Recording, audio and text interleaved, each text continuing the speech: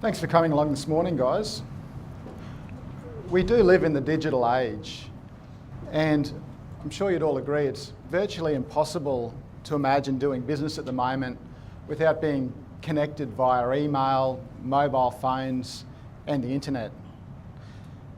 In the space of credit and trade credit particularly, we've had, as Zara mentioned, the advent of electronic credit applications have become more and more widely used. And we're also seeing a much greater trend of businesses to look to exchange contractual documents electronically, particularly credit agreements and personal guarantees. That creates the benefits for business around electronic transactions, and digitisation are really obvious. They have the ability to increase efficiency for credit teams, the ease of doing business with our customers. So there's a lot of commercial benefits there. There's also risks though that come through, and so if the risks aren't appropriately managed, the benefits can be pretty quickly offset down the track. So there's a lot of benefits, but there's also some risk for business. The areas that I'll be covering over this morning. So firstly, I'll talk about the contractual considerations. You've got electronic transactions, but we need to go back to some of the fundamentals around contract law, look at the framework within which the contracts work, and then start to talk about how it applies in an electronic environment. Electronic transactions, there's specific legislation that deals with electronic transactions. I'll talk about that legislation and how it applies. Specifically electronic signatures. So when we're talking about executing documents, electronic signatures are really important and they have their own particular considerations. So I'll talk about what the law is around electronic signatures, and then I'll talk about what is, in my view, the biggest risk, which is authentication, and how do we make sure that the signature that we have on the paper is the person's signature that we're trying to rely on, and can we rely on our personal guarantee and our other contractual documents in court. Finally, I'll look at some strategies to limit risk. So it's not just about talking about where the risks are. We're all business people. We're all here to try and understand how we limit our risk, but then also commercially, how do we go about running our business in a way that gets the great benefit out of electronic transactions, things like electronic credit agreements and the electronic exchange of documents. We need to be able to embrace those technological advancements and get the benefit out of those. We also need to do that in a way where we limit the risk of future losses. So I'll be looking at what type of practical strategies you guys can be putting in place to gain both the benefits and to limit your risk in the future. As usual, housekeeping for today. Those of you who've been along to these presentations before, and it's great to see familiar faces again, you'll know that I like to keep these sessions fairly interactive. So while there'll be an opportunity for questions at the end, as always, please interrupt me, put your hand up. Really keen to have a discussion about some of these topics as we go. It makes it much more interesting for all of us. I'll make you guys work for it as well, so I'm going to have some questions that I'll pose to you along the way. So again, the more that everyone can get involved, the better a session it is for all of us, and the more that we can all learn. And then there's a fair bit of work, as Zara mentioned, that goes into pulling a presentation like this together. And it's really important for both Results Legal and NCI to make sure that we're hitting the mark and we're adding value for our respective clients, our joint clients each year. You'll see in your packs there's a feedback form. If you could please just give us 20 seconds of your time today to fill it out on the way out, and just leave it on your chair or hand it to Jason, the tall fellow with the grey suit, if you don't know him already, on the way out the door. That'd be very much appreciated. Just make sure that we're hitting the mark with these presentations and we're giving you the value that we're striving to give you. Okay, so let's kick off. So when people talk about electronic credit applications and electronic credit agreements, they kind of bundle it all together, and I think it's really important at the outset that we just break it down into the fundamentals. We've got our three broad elements. One, our credit application. So there's a lot of talk and there's a lot of benefit with electronic credit applications, but there's the application process firstly, then we've got our approval process, and then we've got our contractual process. What are the documents that we're putting in place to make sure that we've got all of our terms and conditions incorporated, that we've got our personal guarantee and we've got the deal stitched up so that if things go bad down the track, we can rely on our rights. We can enforce our rights and we're in a strong position. What I'm talking about today is this third point, the contractual side of things, the credit agreement, including the terms and conditions of trade, and the personal guarantees. That's what today is about. I'm not talking about necessarily the application or the approval process. That's earlier down the chain. Before I talk about electronic transactions, let's just talk about transactions or talk about contracts. We have to look firstly around what the law of contract is before we can talk about how that applies in the digital age and what the specific elements are when we exchange contracts electronically. So let's go back to Contracts 101 and some of the fundamentals. First question for you all today, do we need signature to have a binding contract? No? Anyone else? I'll give you a great lawyer's answer. You ready? It depends. Sometimes. It depends. As a general rule, you're correct. No, we don't need writing and we don't need a signature as a general rule. So those of you who did a little bit of contract law on the way through, there's your three elements. When you go back to the building blocks of contract law, we need offer and acceptance, and then we need some consideration. So this offer and acceptance bit, that's the formation of the contract, and that can be done in one of three ways or a combination of the three. So it can be done in writing, it can be done verbally, and or it can be done by conduct. So you can have an agreement that's all in writing, or you can have it partly in writing and partly verbal and partly by conduct.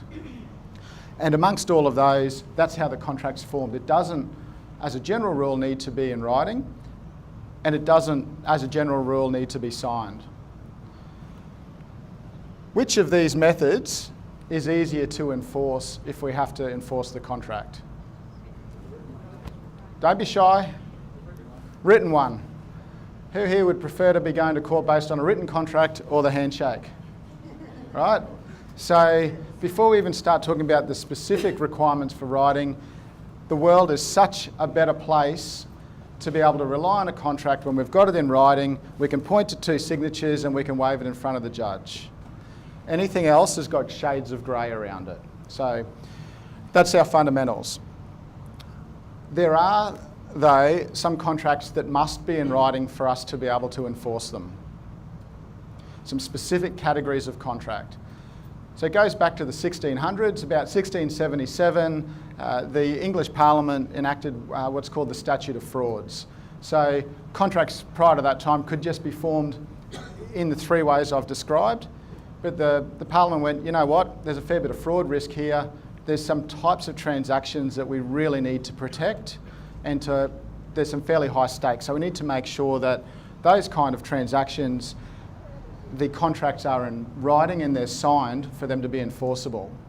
So that Statute of Frauds legislation has been applied across pretty well all the common law countries, and it's been adopted in each of the states of Australia. Some of it's been watered down, but there are a few categories that have to be in writing and they have to be signed. Anyone here tell me what categories of contract, give me some examples where they have to be in writing and they have to be signed? Marriage. Marriage, yep, great, good example. What else? Real estate. Real estate, yep, so exactly. So if we're going to sell an interest or dispose of an interest in land, transfer an interest in land, must be in writing, must be signed. Any other examples? Personal guarantee, spot on. Personal guarantee must be in writing, must be signed. Sale or disposition of an interest in land. Marriage as well, but we won't be talking about that one today. Where's this fit with our credit agreements? Does a credit agreement need to be in writing and signed?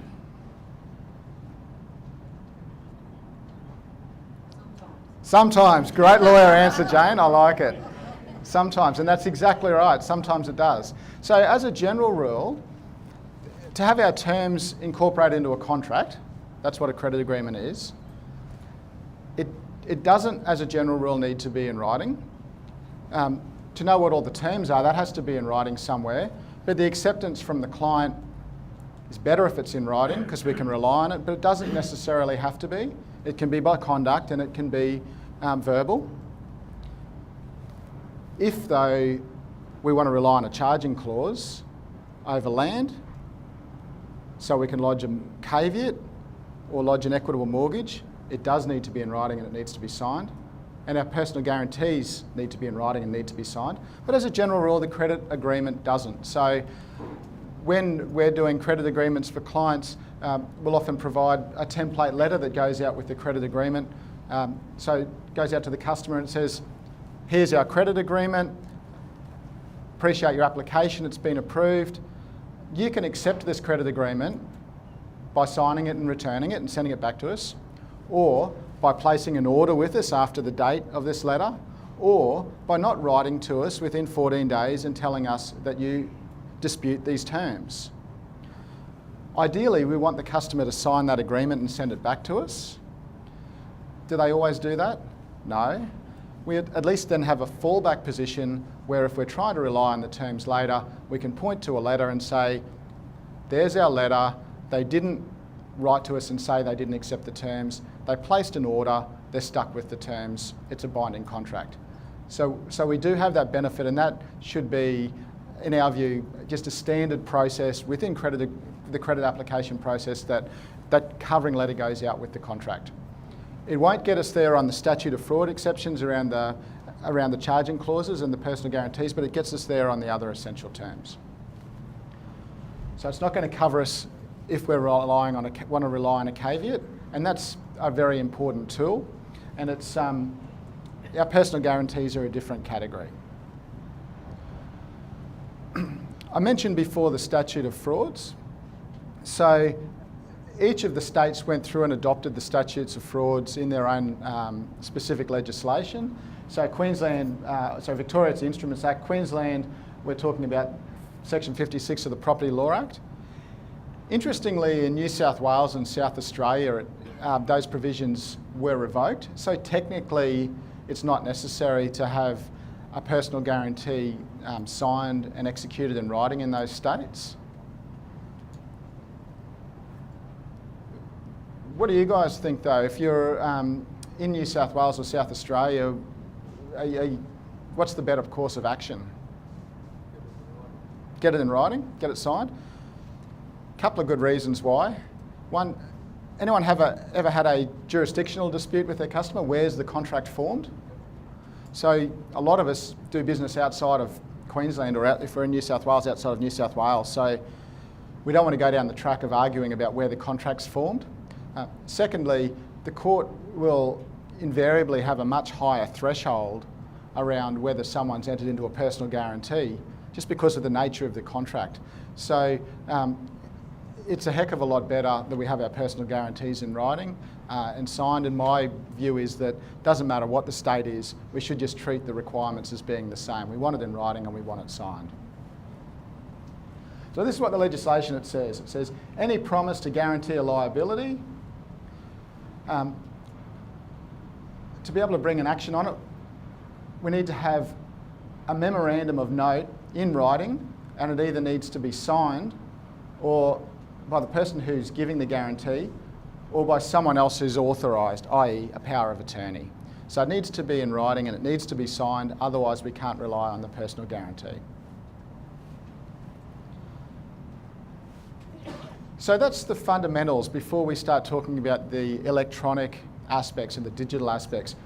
Now surely within this audience we've got some good questions so far. Anyone got any questions? Anyone or comments that you'd like to make before we talk about the electronic stuff? Neville. Who can witness a guarantor's signature? Who can witness a guarantor's signature? Great question. Anybody. Why do we get a witness though? To make certain it's a right person. Make sure it's the person. The way I like to think about it is we need a witness because we need someone to be a witness if there's a dispute about whether the person signed the document. So technically anyone, actually you don't even need a witness as a matter of law, but as a matter of practice, if we've got a dispute about whether the contract has been signed by that person, we need a witness to say, did Fred Smith sign that document? And so we need to think about it in that context. Is the witness going to be any good to me? It's no good just having a squiggle above the word witness on a contract if we can't call that person to give evidence about who signed. Well, why do the banks insist on an unrelated person as a witness? That raises a good question. So why does a bank insist on a non-related person? There's a couple of reasons for that. One, and what I should also clarify, is that we don't need a witness for a contract. We do need a witness for a deed. So a deed is a different category of contract, and it's one in lawyer speak that doesn't require consideration. So consideration means I'll give you $1, you give me something back. To have a deed, it needs to be signed, sealed and delivered, and there's a witness requirement within the deed. From a bank's perspective, there's some case law. Amadia is one of them, Commonwealth Bank and Amadia, where they talk about undue influence, and there's been scenarios where mum and dad are borrowing the money, they've got limited English, and it's the son that's witnessed the document because he's put something underneath their nose and they've signed it, not knowing what they're signing. Any other questions at this stage before we talk about the electronic transaction stuff? Okay, I'll keep moving along. So electronic transactions, there's legislation, again, it's really helpful. Every now and again, the Parliament does this. They put the same laws in place in each of the states. Makes everyone's life a heck of a lot easier when you're running a business that's across multiple jurisdictions. Also, there's the Commonwealth Act as well. Helpfully, again, it's also all called the Electronic Transactions Act, and the sections pretty much identical in each of the jurisdictions. So it makes things much easier for us. They say a few things. First thing is that they say that a transaction is not invalid because it took place wholly or partly by an electronic communication. So that's a lawyer way of saying something electronic's as good as a piece of paper. So the fact that it's electronic or paper doesn't make any difference per se. That's the first principle. Second principle deals with where there's a requirement to do something in writing, or where someone's permitted to do something in writing. So a requirement to do something in writing is, let's use our personal guarantee example. A personal guarantee must be in writing for it to be enforceable. These are two separate sections, but they say the same thing, so I've rolled them together for ease of reference. If a person's required to give information in writing, that requirement's met by an electronic communication, provided that it was reasonable to expect that the information would be readily accessible so as to be usable for future reference, and the person to whom the information is required to be given consents to the information coming electronically. Okay, so we can, for instance, exchange a contract electronically. It's just as good as doing it in paper, provided that it was reasonable to expect the information is readily accessible so you can use it at a future date. So if we send it by email, it's going to be available to be referred to at a future date. If you send your contracts by Snapchat, not so good. Consent. So there's express consent, and you'll see when you're looking at a lot of deeds or documents that your lawyers have drawn up, there'll be a section in the deed that says electronic communication, and it'll say the parties consent to the exchange of this contract by way of counterpart, can be done by email, fax, etc., etc., etc. Express consent can also be implied consent. So yeah, if one party sends out a contract by email and says, hey, sign this, the other one sends it back and says, here's the signed contract, the first bloke goes back and says, happy days, thank you. Well, there's implied consent. You know, everyone agrees.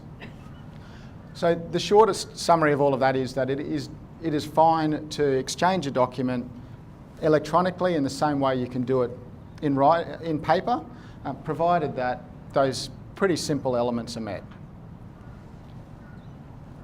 Anyone got any questions there or any comments there? Just about the point you made at the start, Karl, about the validity. It struck me that when you said, instead of actually saying it's valid, you said it's not necessary, it's not valid, which means that suggests that it's arguable. Doesn't it? The validity is arguable from that standpoint. That comment that you made. Yeah, dead right. And so that's not, so Simon's comment was that this slide here, it says a transaction is not invalid. Yeah. So a double negative. Yeah, so, and that's not me, being a lawyer, that's what the legislation actually says. Yeah. And so yeah, the starting point is that it's not invalid, but you need to work your way through the Act and say, all right, well now, if there's a requirement that it's done in writing, these elements need to be met. If there's a signature in writing, these requirements need to be met. The starting point is it can be fine, provided that if there's something specific in this Act that needs to be, a box in this Act that needs to be ticked, the box needs to be ticked. And it actually goes on to say that in that section. Any other questions before I start talking about the signatures? Righto. So what type of transactions, electronic transactions, are going to tick the box? Well, email is going to be good, faxes, scanned PDF, online forms, so an electronic credit app, provided that information is going to be retained and we can point out at a future date, sort of forms that the banks use when you're online now applying for a loan or credit, etc. So long as it can be retained later and there's the consent. Electronic signatures. So this is a pretty topical one at the moment, and it's probably the trickier area, I'd say, in terms of credit, electronic signatures. What are the requirements of an effective electronic signature? So for us to have an effective electronic signature, it needs to do a few different things. There has to be a method that's used, a method to apply the signature. That method has to identify the person, and it has to indicate the person's intention in relation to the information communicated. Nice and clear language, isn't it?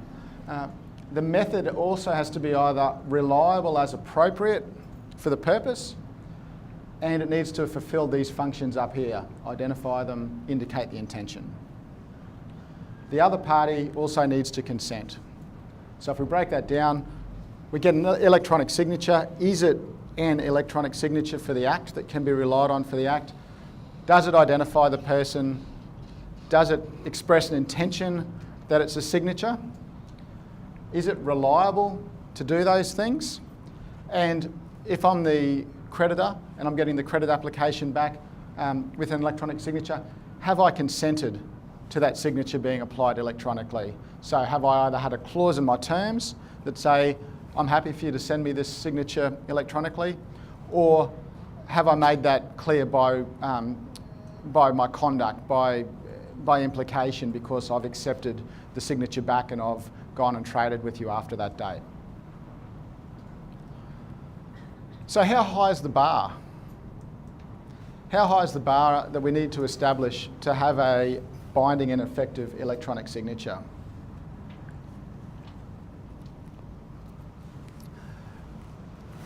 Well, you guys tell me. I've pulled out 3 recent cases where there's been consideration of electronic signatures and whether something is an electronic signature. So I'd like you guys to tell me. This is Stewart and Hishton, which is the New South Wales Supreme Court. So there's an email here. Tom sends an email to Petrina, and what they're talking about here, it's in the context of the law of limitation of action. So there's provisions that say, look, if a debt's beyond a certain age, provided that it's acknowledged and signed in writing, then the limitation period is extended. So that's what this case was about. So Tom's written to Petrina, sorry for the delay in response, had to change ISP, whole bunch of sad story. Therefore unable to deal with this matter at the moment. I'll contact you when I can, Tom. Is that an electronic signature for the purpose of the Act? Show of hands, yes. Show of hands, no. Come on, up high, don't be embarrassed. Okay, show of hands, yes. Okay, so there's either half of you that don't have hands or are sitting on the fence.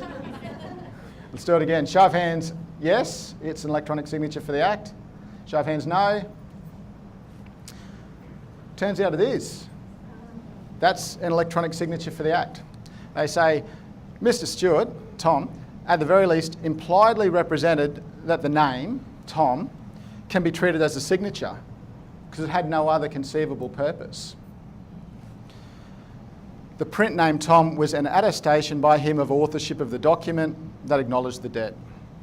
It's not just that it appeared in some collateral context, you know, like as a witness or some other purpose, as if that it was an attestation of authorship. So just writing the name Tom on the bottom of an email was enough for it to be legally an electronic signature. Can it be disputed that he actually never, that it wasn't him that wrote it in the first place? Can it be disputed that it wasn't him that wrote it in the first place? Yes, and have you been flicking through the slides to get see what's ahead?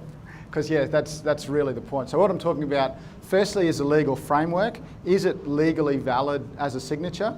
And then I'll talk about authentication, which is a really big consideration. Next part, bullhead. So this is the Victorian Supreme Court this time. It's email there. Hi Charlie, you can take down the sign, Brett. Now these are property developers, so they talk in property developer speak.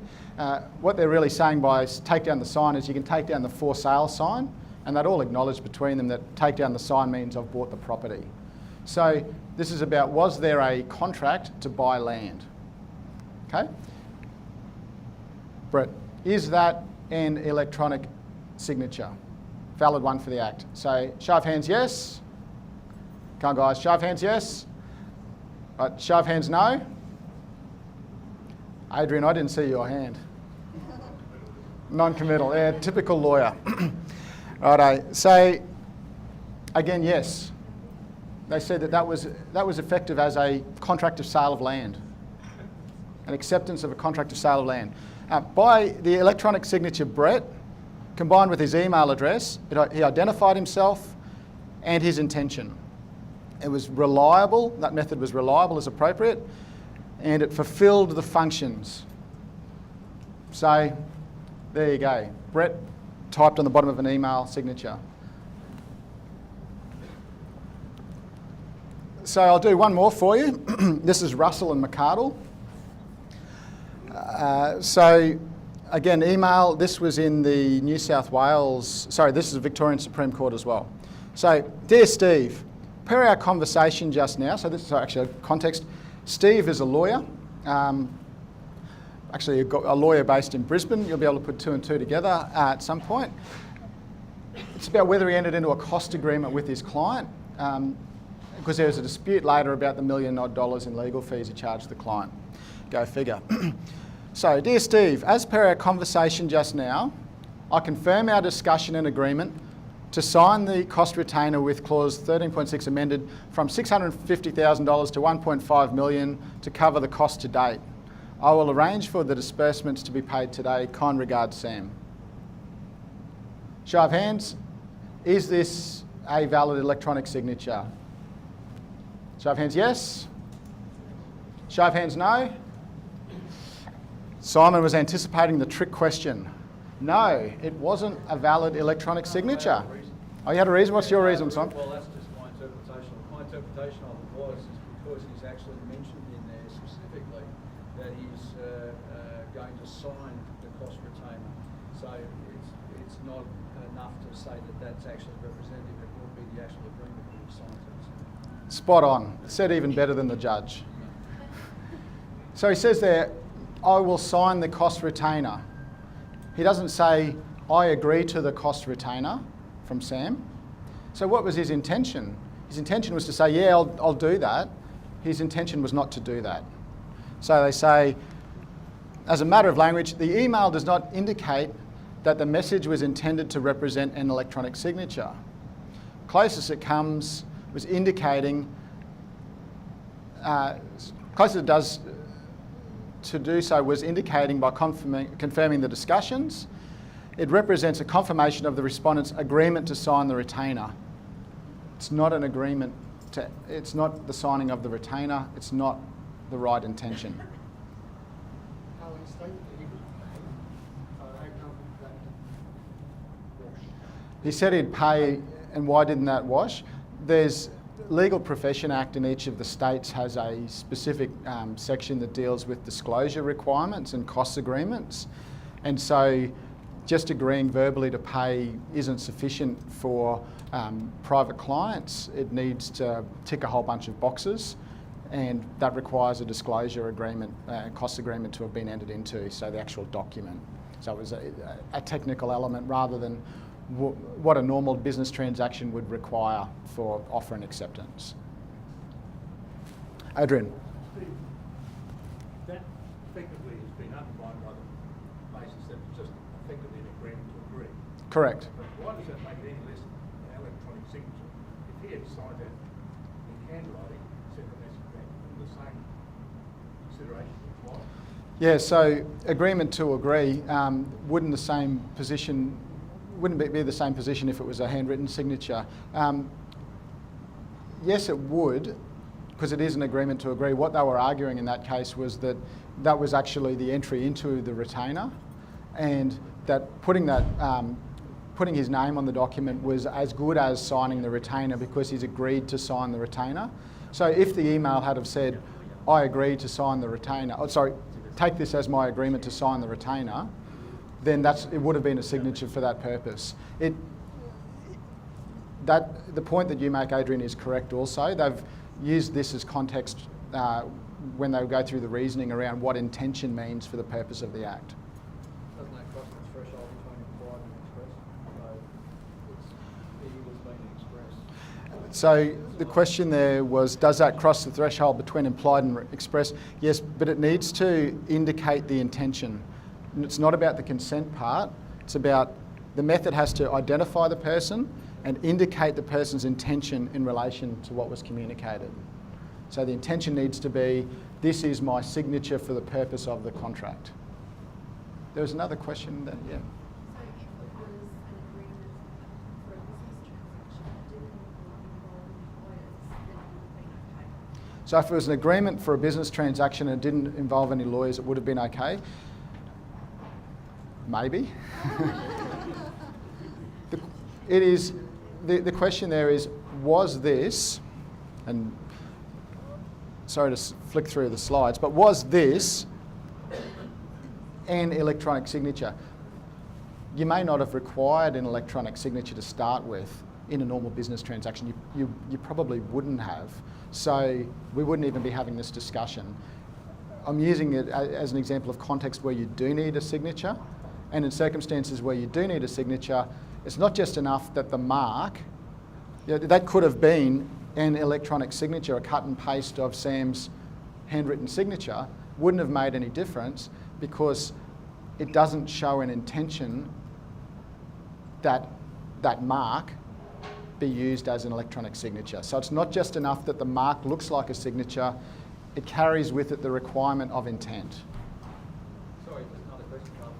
Sure. Just in previous examples that you had up there before this one, I was just thinking if they, and sometimes people do this, they just put the first initial of their first name. Would that be enough? So if they put the first initial of their first name, would that be enough? Again, you go back to your test, is it a mark? Yep. Does it show the intention? Well, yeah, it could be. If you knew my signature, the initial would make more sense. It's just a squiggle, so it's a mark. Is it authorisation? Does it? So in type format, if you just put S. Conceivably, it could be. So you need to have the mark. It needs to have the intent. Yeah. Any other questions or discussions around that before I move on? Sorry, just clarify, doesn't one of the other elements have to be else has to identify the person? Has to be able to identify the person, yes. But it could say S here. It identifies the person because it's come from the email address. So that bulkhead case talked about that. There was the mark, it said Brett, but then also it said Brett6752@gmail, and between those two things there was sufficient identification. Any other questions? All right, so that's the legal framework. The thing that I take away from that is it looks, on one hand, you look at those couple of cases and you go, gee, this is easier than I thought. All they have to do is type their name and that's as good as a signature. But you get to the Russell case and you go, well, you know what, there are more than one element, and so there's extra proof that's required. And when there's extra proof, there's extra scope for argument. And as we all know, lawyers love a good argument. And what's that do to us? It makes our case harder to run and it costs us more money to get to our end game. And as credit people and as business people, we don't want that. So there is an inherent risk around the signatures. They can be really good, they can be really easy, but we do need to look at them in the context, and they're not always straightforward. The next thing is applying an electronic signature. So how do we go about doing that in a practical way? So that signature on the page, on the electronic page, how can that signature be applied? And broadly speaking, there are three common ways. So one, ink signature transmitted electronically. So we will have all seen that, where our credit agreement goes out, it gets printed out by the customer signs it in ink, they put it on the scanner and they send it back to us. When it arrives at my end, it's an electronic signature on a page. So that's a pretty common way that we're seeing that electronic signatures are being transmitted. There's the actual applying of the signature electronically. And again, this is really common as well, where my handwritten signature will be stored on the computer somewhere, and there'll be a drag and drop of the mouse to put the signature on the page. Then you've got your third category that is gaining more traction at the moment, which are the digitised signatures. So what we're talking about there is there's products floating around like DocuPrep, and Adobe's got a product, and there's HelloFax, where this software has not just the mark, the electronic signature, but that also comes with, they call it an electronic thumbprint essentially, that's got some type of encryption data behind it that says, well, that's not just the signature, but it's also got this electronic mark that means that it's more of an identity verifier than Karl's electronic signature on a page. Those products also have, some of them have additional degrees of security in them. So for instance, to be able to access DocuPrep, you'd need to have, DocuSign, you need to have login, so you need your username and your password.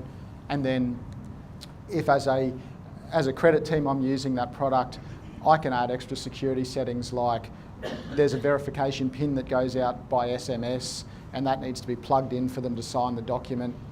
The banks use it in terms of having, your 100 points of ID, so they ask those additional security checking questions. What was your mother's maiden name? What year were you born? What's your driver's license number? So there are additional elements there that go into the digital signatures. But they seem to be the three most common electronic signatures that are floating around. Does that accord with what you guys are seeing, or are there any other signatures or methods that you're seeing that aren't covered there? Nope. All right, so they're the three main ways. This is the point that was hit on before, authenticating the signature. So we know that I've gotten an email through and it says Sam at the bottom, and I know that that meets the requirements of the Electronic Transactions Act. And I know that that's good at law as a signature for the Act. So we've dealt with that. What we're talking about now is the scenario where, we've got the scenario there where I've got the credit agreement, I've got the personal guarantee, it says John Smith, and there's a signature above it. How do I prove that John Smith applied the signature to that page? So that's what I'm talking about with authentication. When we're dealing with the company, so we're talking about a credit agreement that a company has entered into with us. Thankfully, the world is a little bit easier. The Corporations Act has some sections in there that give us presumptions we can rely on, and that makes things a lot easier. So Section 127 talks about, as a company, how a document can be executed, and it's, two directors can sign it, or a director and a secretary can sign it, or if it's a sole director company, and they're the only secretary, that individual can sign it. So you've got that method. Then you've also got assumptions there that say, take it one step further, and it says, look, a person can assume a document's been duly executed by the company if it appears to have been signed in accordance with 127. So if it looks like it's been signed by a sole director, you can assume it has. And they say that anyone here who signs a document and states that they are a sole director or secretary next to their name, you can assume that they are. So that makes the world a lot easier for us when we're relying on a credit agreement and that we want our terms to be enforced against a company. There's a signature on it. Gives us some assumptions, makes it easier. And it is, the courts do interpret those sections in the Corps Act very literally. There's a case recently, a matter we're involved in the great southern litigation. We're acting for Bendigo Adelaide Bank, and there's a Kuntz decision that was reached recently where they just relied on those sections, and they say that's what the section says, that's what the section means. Not as easy for the individuals though. Not as easy for the individual, and in truth, that's what we're really concerned with here. Being able to rely on the terms and conditions against the company who's our customer is going to be pretty easy unless we're relying on, a charging clause. That's when it gets a bit more curly. Our biggest risk with electronic transactions is the personal guarantees and being able to rely on the personal guarantee. Being able to get at Mr. and Mrs. Smith, who are the directors of Smith Proprietary Limited. That's where the biggest issue is for us here. So how do we prove up the signatures? There's a recent decision, both the New South Wales Supreme Court and Court of Appeal, Williams Group against Crocker, that really points out the risks with electronic signatures and the considerations we need to be careful of. Williams Group, based in northern New South Wales, and they're a building suppliers company. So one of their customers, IDH, applies for credit. IDH is building modular homes. So there's a credit application. There's 3 personal guarantees signed off by the 3 directors of the company. So all looks pretty good. They trade together and clock up about $900,000 worth of debt. IDH goes into liquidation. Thankfully, there was some cover under the credit insurance policy, but goes into liquidation, and so Williams Group goes to rely on the personal guarantees. Sues under the guarantees, everything looks pretty peachy, and about 9 months into the legal proceedings, Mr. Crocker puts his hand up and goes, "Oh, yeah, that was an electronic signature. I forgot about that. Actually, I didn't know about that. Yeah, no, I didn't put that signature on the page, it wasn't me. Sorry, guys." So Williams Group's a long way down the course of legal claim on a $900,000 debt on a personal guarantee, and Mr. Crocker turns around and says, "That's not my signature. You prove otherwise." So as the evidence unfolds, turns out that IDH used one of these digital signature providers called Halifax, and that's a provider where your signature's stored in a system. You need enter your username, you need to enter your password, and then the signature can be applied to documents. So that's come out in evidence. The Crocker goes, "Yeah, I know, but everyone had my username and password. It was set up by someone else in the office and I never changed the password." He didn't know who put his signature on the page, it just wasn't him. So what did the judge say? Absent any evidence to the contrary, Mr. Crocker did not apply his signature to the document. Did he ratify it? Actually, there's insufficient evidence to show he gave authority to anyone else to place his signature on the guarantee.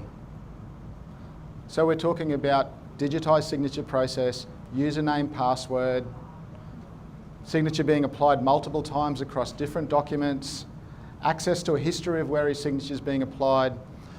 Halifax has an authentication process where it sends an email to you if your signature has been applied to something. Couldn't prove it. So how's that make you feel?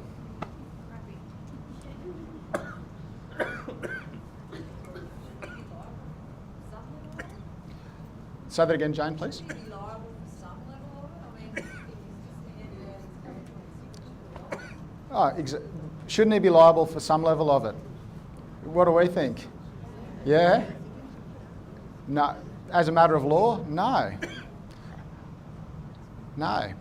Can we go against the person who applied the signature for breach of warranty? Be helpful if you knew who they were. Mr. Crocker doesn't know. So anyone see the risk now we've got with electronic signatures? I wouldn't waste time on that. I'll go with the guarantee whether it's joint and severally and pursue the other two. Yep, so wouldn't waste any time on Mr. Crocker. I'd go with the guarantee that's joint and severally and sue the other two. Williams Group did that. They got judgment against the other two, and they have assets worth this. Yeah, he was the one that had it.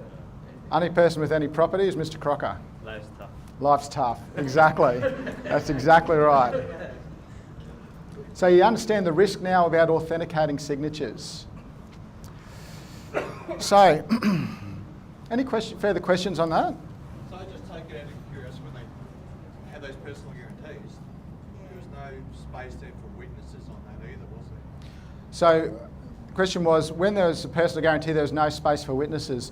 I can't remember the exact guarantee document. I'd be very surprised if there wasn't a space for the witness. I can't recall whether a witness name was applied to it. No one had turned their mind to the fact that it was an electronic signature. Actually, the client wasn't even aware it was an electronic signature until 9 months into the legal action. You know, because you can't, on the face of it, was it a real signature scanned or was it an electronic signature scanned? But yeah, there was no witness that could be relied on for this purpose anyway.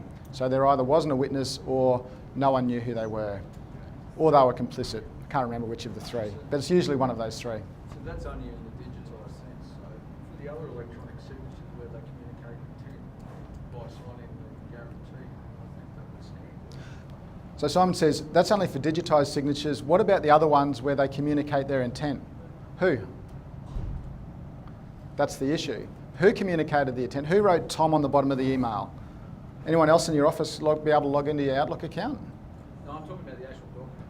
I'm talking about the actual guarantee document where we actually get it scanned or faxed through. Yep. It actually has a signature. Yeah, so the guarantee document's scanned or faxed through and it's got a signature, but who applied it?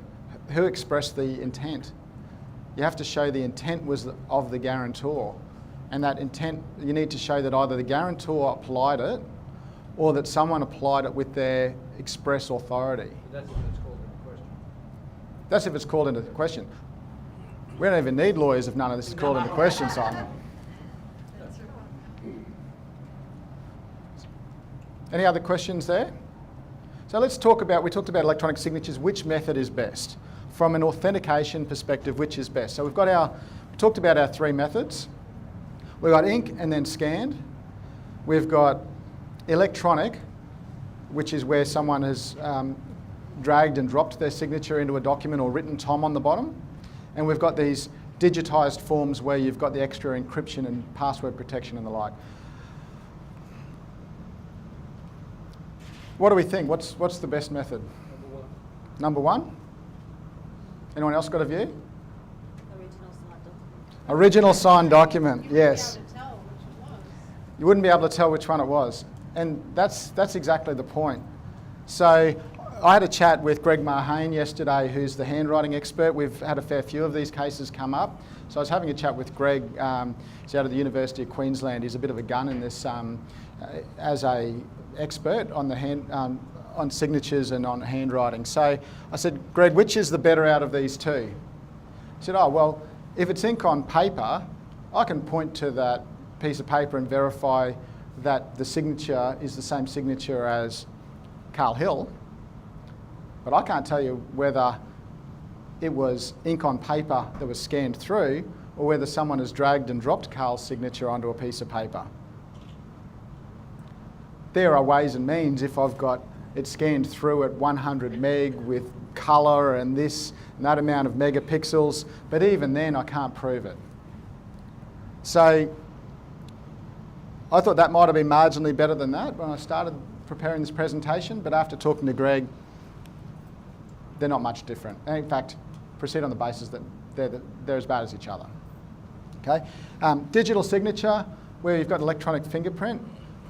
Look, conceivably, it could be better than the other two in that you put some extra security measures in place there and some extra hoops to jump through. Username, password, that all makes sense. And if you're a bank, then you've got access to your customer info where you can send them an SMS out to their phone number, and then they go and plug it in and they enter the password, and you can do the 100 points of ID check. Is that realistic for us in trade credit, or even Murray, what are you finding in a business like yours? Are digitised signatures good from a finance perspective? Yeah, we've gone digital for about the last 5 years. Yep. As you know, normally pretty successful. You've got to track the IP address back and all those sorts of things. We got rolled recently where the wife said, hubby had access to my laptop. He's a little person who did it, of course. But yeah, we've gone digital. Yep. And so a lot of that's more with, like in a finance space where you're dealing with the individuals and you've got access to more of the personal information. Would that be fair? Yep. Carl, the number one for trade credit, don't be bad at they're getting they're looking number one. We don't get it. We very rarely get original. Yep. We've got 7,500 we get 500 applications every month. Yep. Number one is where they come through email or they come through fax or what have you. So, and like very rarely are they contested with the line. Yep. So the point there is that this is the most common method that Simon's seeing, and they're rarely contested. With any of this content today, what I'm seeking to do is talk about the risks. You've got to weigh the risks against the commercial benefits, and you've got to put a strategy in place that works for your business. Everyone's got a different appetite for risk. Everyone's got a different degree of exposure. So you've got to run that filter over it. I'll talk to you shortly about some of the suggestions we've got to walk the line and how far over either side of the line you want to go in terms of protection or running the gauntlet is entirely a commercial decision. Limiting the authentication risk. Nat's point, ink is best. Ink is best. Unless you're a business like Silver Chef, Go Get a Finance, where you've got the digitised process and you've got very sophisticated systems around it where you can verify the ID. And even then, as Murray said, it's not a fail-safe. Every now and again you're going to get rolled and you're going to have a loss or you'll have a fraud, but that's a risk you're prepared to run. And that there's always risk in business. Trade credit, ink on paper is the best method, because if we're having this dispute about whether the signature was applied, I can call Greg Marhane, I can show him the document, and he can give evidence as to who applied the signature. You guys might be able to help me, but I'm yet to find an expert who can determine who was controlling the mouse at the time the signature was applied to the document. So original ink on signature is best. Now, what I should say there is you don't need to slow up your credit application process to wait for the originals. There are huge benefits in having electronic transactions. There's huge benefits in electronic credit applications, huge benefit in being able to get the document signed and back. Why wouldn't you just put a provisional limit in place for a month? Give them provisional approval. Yes, thanks, I've got your signed guarantee. I'll open your account for 30 days. This is your limit for the next 30 days, but I need to have the original document back, otherwise I'm going to have to put you back on COD at the end of the month. So you're not slowing up the credit approval process. You get the benefit out of Credential and these other great products to be able to speed the process up, but you get the original document back to be able to rely on it. The other thing to mention, and this came up, there was a question before about the witness. The point's been raised a couple of times, but having the document witnessed. The purpose of having a witness is to have a witness there who can say, did John Smith apply his signature to that document, yes or no? The amount of times, and the question was raised earlier, but the amount of times that there'll be a signature in a witness section and someone signed it, say to the client, who's the witness? Bugger if I know. What good is that to me? I want to know whether they signed the document or not. Yeah, the people like Greg will tell you that the witness should be a JP and you'd have their JP number and you can call them.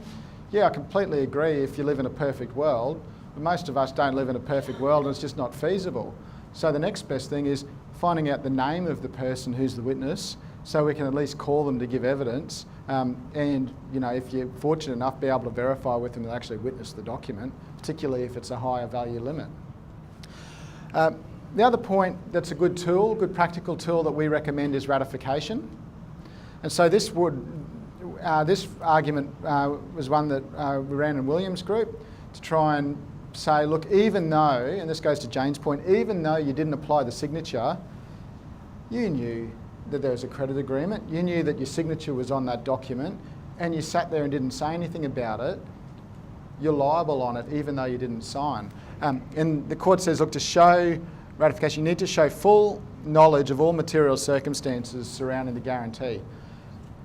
What would make a massive difference, would have made a massive difference in that case, so we recommend this with our credit, as part of the credit process, is that when you in your approval process, when there's a guarantee, have a standard letter that goes out to the guarantor that says, we have approved the credit limit of X dollars to Smith Proprietary Limited. We've given this approval based on your personal guarantee. Thanks very much. Looking forward to doing business with you. If you'd like a copy of the guarantee and the credit agreement, please just let us know, we'll shoot you one out. So it gives you that extra fail-safe where if there's an argument about the signature on the document, we can at least point to an email and say, well, even if someone else put your signature on there, you got a letter, you're on notice about the guarantee, you sat there quietly, you've adopted the guarantee, you've ratified it by your conduct. Righto, so summary of the lessons for the day, let's just run through these. Firstly, going back to the fundamentals, not all contracts need to be in writing. So contracts can be in writing, they can be verbal, they can be by conduct, or they can be a combination of those three things. It's obviously a heck of a lot easier to rely on a contract and enforce it if it is in writing though. There's this really old legislation called the Statute of Frauds, came out in the 1600s, and a fair bit of that still applies in Australia today. So personal guarantees, they're one of the Statute of Fraud requirements to have your document in writing and signed. It's the same with charging clauses, so that it's the giving or disposing of an interest in land, so they need to be in writing and they need to be signed as well. As a matter of law, technically, an electronic signature can be just as good as an ink signature. There's some tests around it though, and we need to look at what the intention is. We need to look at the mark, but look, they can be just as effective. And you've got your three common forms of electronic signature. I've talked about those. Our biggest risk with electronic signatures is authentication.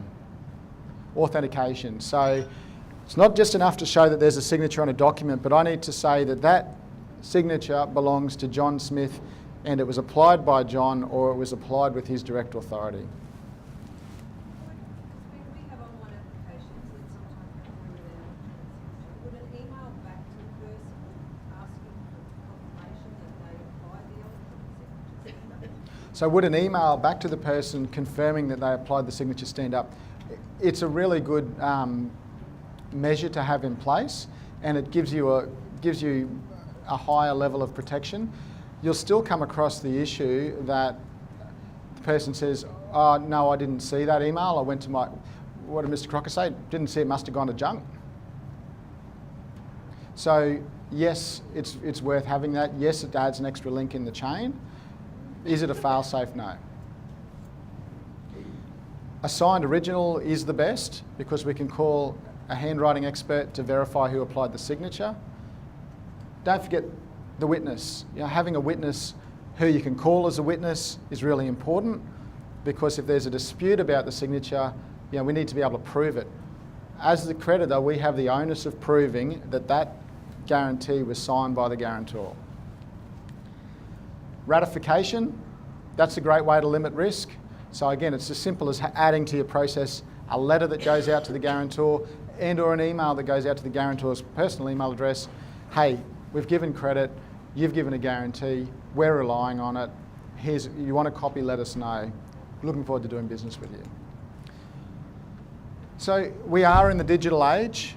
We're in the digital age, and there are some really awesome tools out there that make our life easier, make it easier for our customers to do business with us, and can speed up the process. If it wasn't so important to business to be able to have access to these tools, NCI wouldn't have invested in the way they have of creating Credential just to make clients' lives easier about being able to apply for credit and enter into transactions. So they're really valuable tools, and so please don't take today's presentation as taking away from the value. I wholly endorse using electronic processes in credit, both for credit applications and for the exchange of contracts. Make sure though that you're still protecting yourself, because we have to prove the documents and we have to rely on them later. If things go south, the customer doesn't pay, and we need to rely on the personal guarantee. So we need to be able to show that there was a signature, that the signature was the person we say it was, and so we need to be able to authenticate it. So there's risk there, and like any risk, our job is to manage that risk and leverage it to get the best outcome for our businesses. So let's adopt these tools, but let's make sure we're putting sufficient process around it to avoid significant risk in the future. So I hope this presentation's given you guys something practical that you can go away and apply in your businesses. Thanks for your time this morning.